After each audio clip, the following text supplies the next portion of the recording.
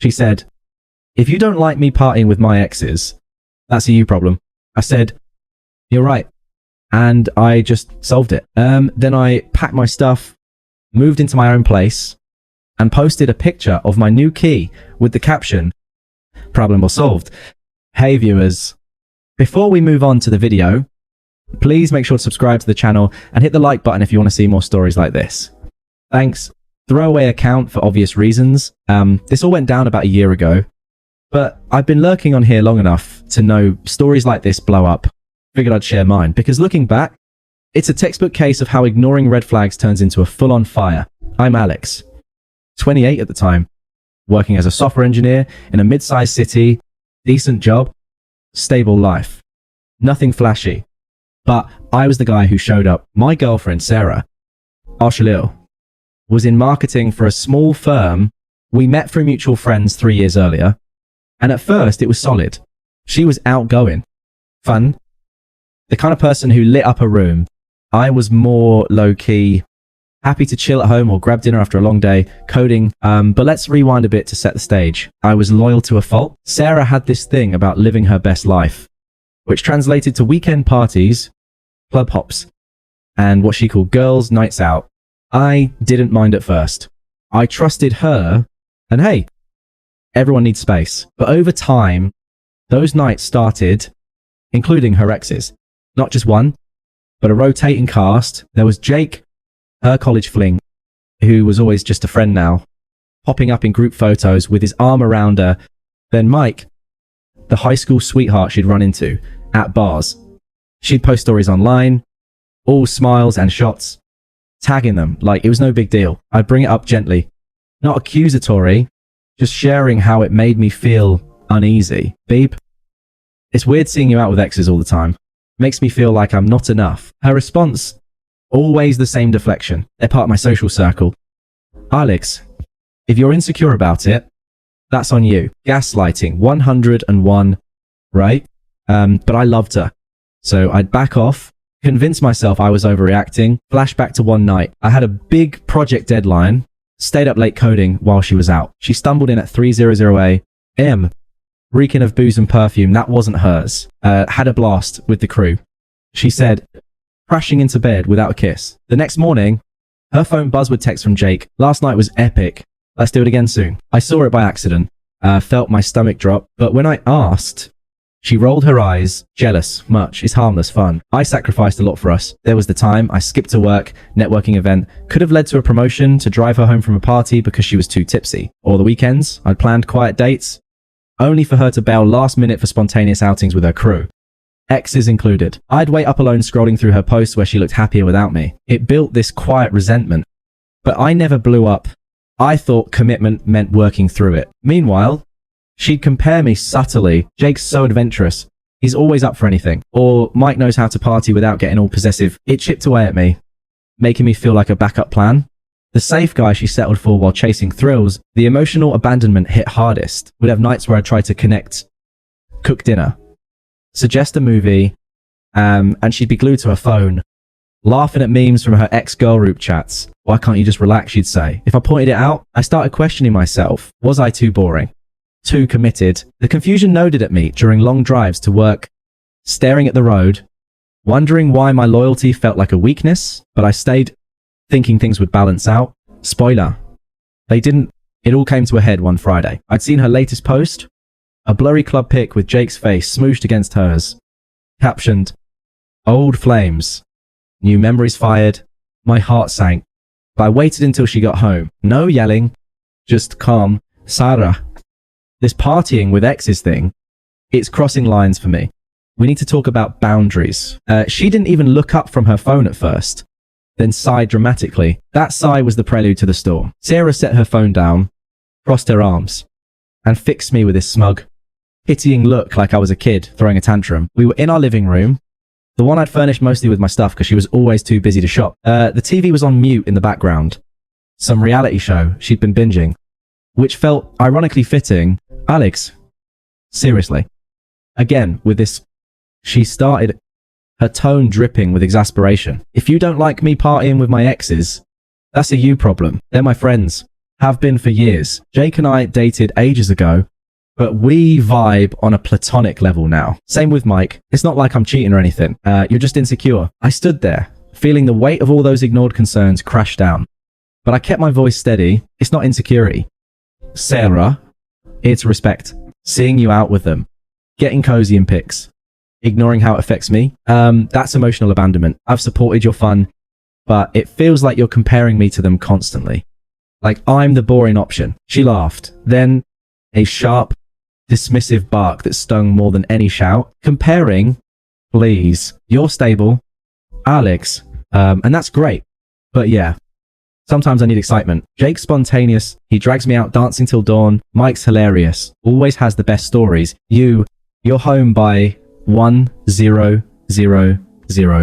coding or whatever. If you can't handle me having a life outside of us, that's twisted logic. Relationships aren't about controlling who I hang with. I nodded slowly, processing her words. No begging. No outburst. Just clarity hit me like a cold wave. You know what? You're right. It is a me problem. Her eyebrows shot up. Surprised I wasn't fighting back. Exactly. So, work on it. Therapy or something. And I just solved it. I added, turning toward the bedroom, what she called after me, her smugness cracking a bit. I didn't respond. Instead, I grabbed a duffel bag from the closet and started packing essentials first. Clothes, laptop, charger. She followed me in, leaning against the doorframe with her arms crossed again. What the hell are you doing? She demanded.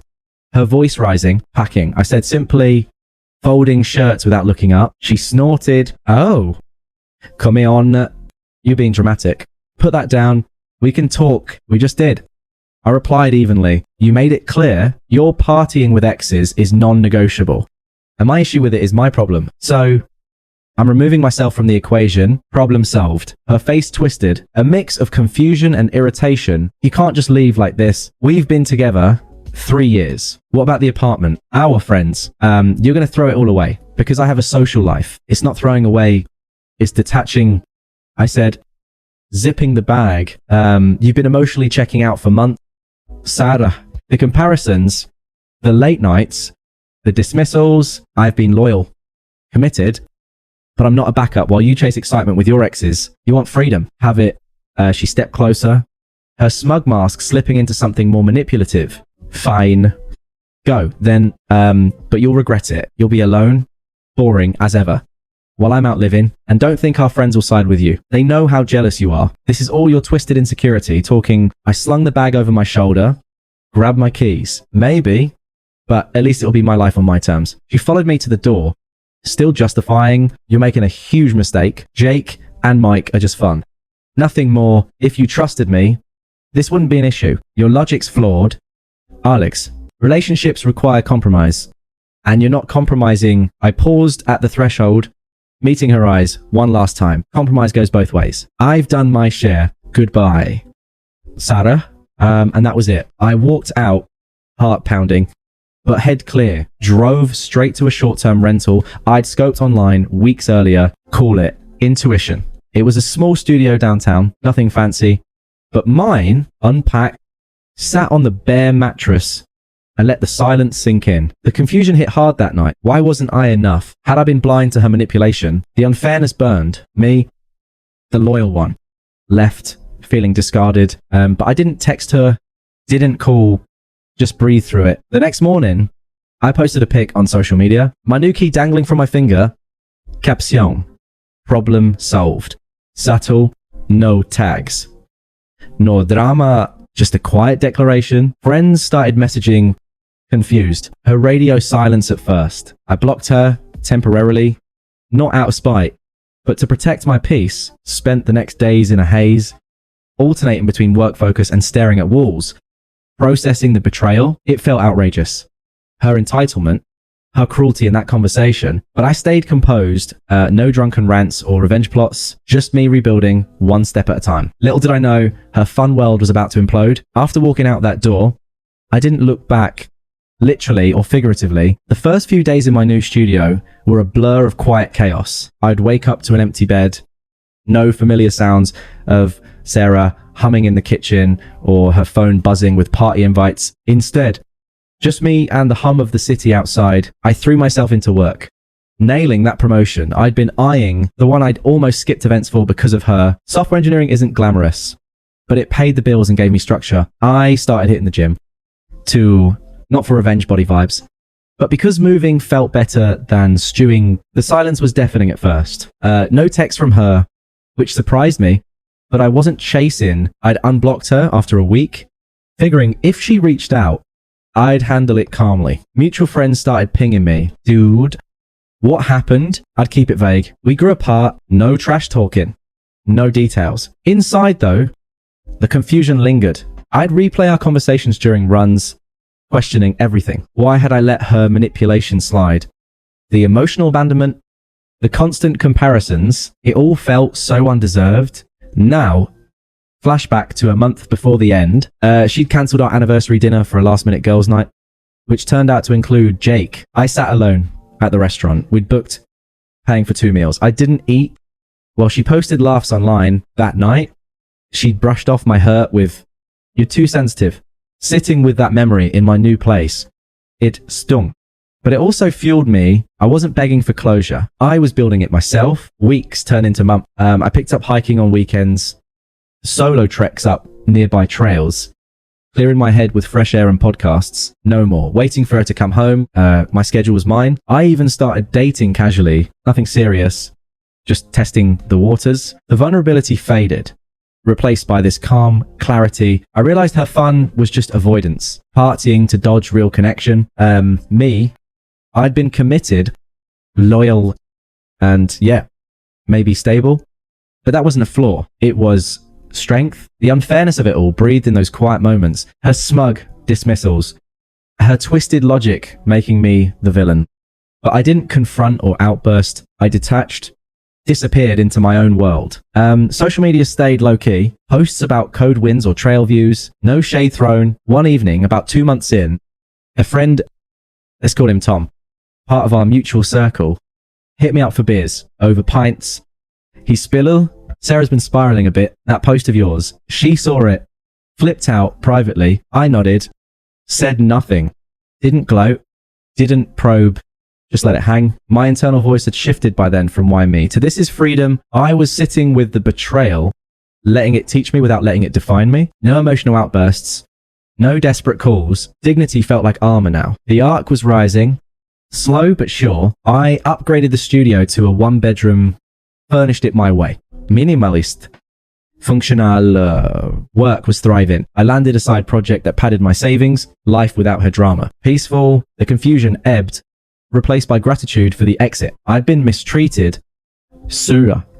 But walking away was the win. It started with whispers from the grapevine, then snowballed into full karma overload. About 3 months post-breakup, Tom clued me in again. Sarah had officially upgraded her party scene, diving headfirst into nights out with Jake as her main squeeze. Mike was still around, too, but Jake was the star, the adventurous one she'd praised. From what I heard, it was all thrills at first. Club hops, late night adventures, her post screaming, living my best life.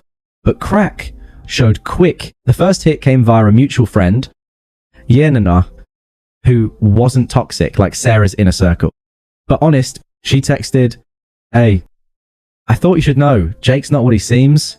Turns out he'd been unstable for years. Mood swings, jealous, rages, masked as passion. Sarah ignored the warnings, too smug in her freedom. Then one night at a downtown spot, he'd blev up. Jake flipped on her over a guy buying her a drink, screaming, smashing a glass.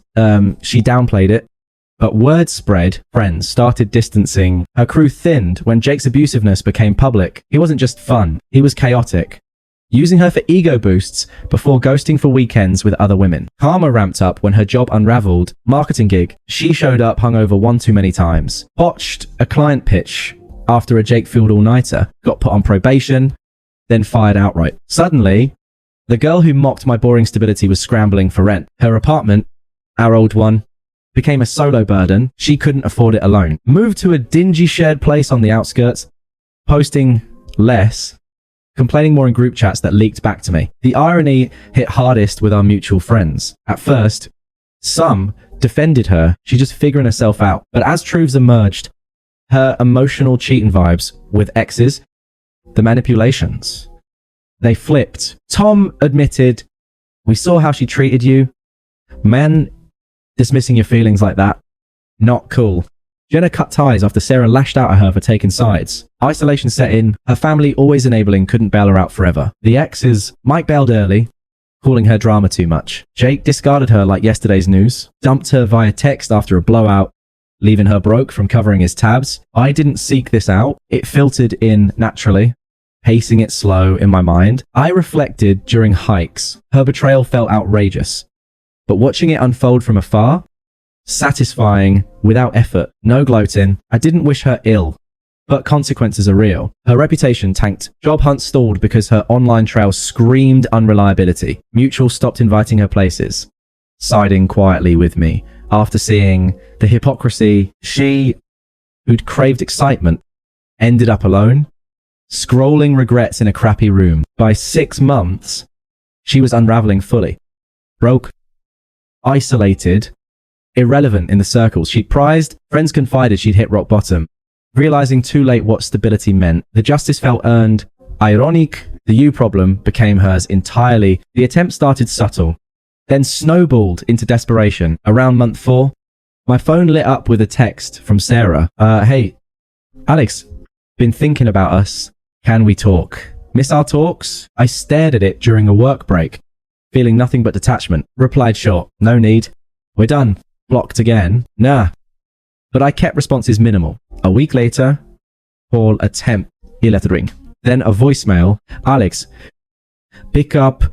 I know I messed up, but that party and stuff, it was just fun. Nothing serious. Jake was a mistake. He's unstable. Treated me like crap. You were always so steady. Let's grab coffee. Hash it out. Her voice cracked a bit. Excuses flowing. I didn't call back. Escalation hit with her crew. First, her sister, Lisa, toxic enably extraordinaire messaged, you're being childish. Alex, Sarah's hurting. She needs closure. Be a man and talk to her. Unpleasant guilt trip, implying I owed her. Then a group chat ambush from 2 mutuals she'd roped in. Come on, dude. She's sorry. Exes were platonic. Your jealousy blew it up. I exited the chat. No reply. By month 5, desperation peaked. She showed up at my new building. Must have gotten the address from someone. Buzzed the intercom. Alex, it's me. Please let me up. I need to see you. I didn't buzz her in, but spoke through. Sarah, go home. This is over. That's when anger surfaced. Her true colors blazing. Another voicemail storm. How dare you ignore me? After everything you packed and left like a coward. Jake dumped me. Job's gone. Happy now. You're heartless. Alex, I thought you cared. Raging hypocrisy. Blaming me for her fallout. Twisting it like my detachment caused her mess. Friends and family piled on. Unpleasant as hell. Lisa called. Family's worried. Sarah's depressed. Isolating. Your fault for ghosting. She deserves a second chance. Exes meant nothing. A friend pressured by her texted, bro, she's unraveling. Talk to her before it's worse. I stayed firm, replying once, her choices, her consequences. Respect my space. The final encounter, sealed it, at Tom's birthday bash. Month 7, mutual gathering at a local bar. I showed with Emily, a woman I'd met hiking, supportive, drama-free. We clicked naturally. Sarah showed uninvited, eyes puffy, desperate, spotted me laughing with Emily. Approached Alex. She started, voice shaky. Can we talk? Privately, I turned calm as ever. No. Sarah, enjoy the party? She pressed, glancing at Emily. Who's she? Already replaced me. I messed up. Okay. Partying was stupid. Jake abused me, left me broke. Friends ditched. I see. Now you were right. Please. Let's try again. Emily excused herself politely. I fate Sarah. If you don't like how I've moved on, that's a you problem. I mirrored firm. You discarded me. Smug about your fun. I built something better. Work's great. Life's peaceful. You're irrelevant. Now, a lesson learned. Her face crumpled. Hypocrisy exposed. But I love you. This is twisted. You're punishing me. No punishment. I said, just growth. Goodbye for good. She stormed off. Moedering. Party contrasted it all. Her alone. Me thriving with Emily. Friends. Nodding approval. Update. Years passed. I'm engaged to Emily. Career soaring. Sarah faded from my world. Emotionally free. Completely moved on. Thanks for watching. Make sure to subscribe to the channel and hit the like button. What do you think about this story? Share it in the comments.